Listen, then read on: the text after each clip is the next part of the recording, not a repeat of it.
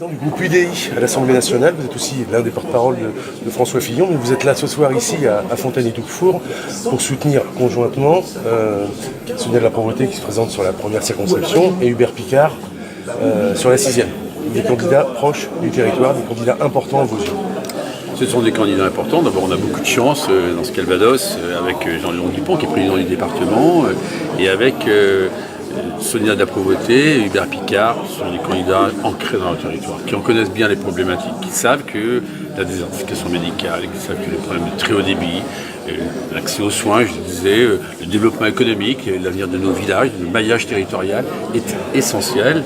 Et c'est des enjeux de cette présidentielle. Demain, quels moyens pour les collectivités? Regardez le programme d'Emmanuel Macron qui propose de diminuer de 10 milliards d'euros les dotations aux collectivités. C'est énorme. François Fillon propose un effort beaucoup plus limité à 3 milliards.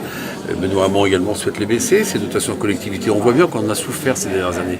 Donc on a besoin d'avoir des voix qui porteront demain à l'Assemblée nationale. Je leur fais confiance. On est à la Provôté à l'investiture des Républicains et des centristes. Hubert Picard à celle des centristes, de l'UDI. Et je suis persuadé que demain, dans ces territoires, ils seront reconnus.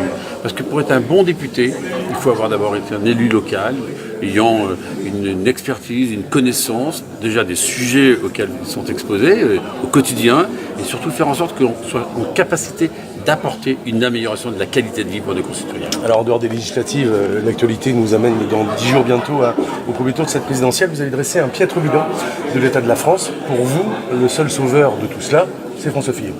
Écoutez, bilan catastrophique. Il n'y a pas un feu qui soit ouvert. Chômage, la dette, les dépenses publiques, les impôts qu'on est allé chercher dans les poches des Français, c'est un naufrage absolu. Donc il faut tourner la page.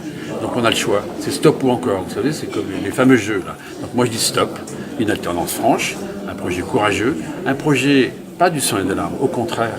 Le sang et les larmes, c'est maintenant. C'est maintenant qu'il y a plus de pauvres qu'avant. C'est maintenant qu'il y a plus de chômeurs qu'avant. C'est maintenant qu'il y a autant de jeunes, 24% de nos jeunes qui n'ont pas d'emploi. Donc avec François Fillon, c'est un projet qui va remettre la France sur les rails.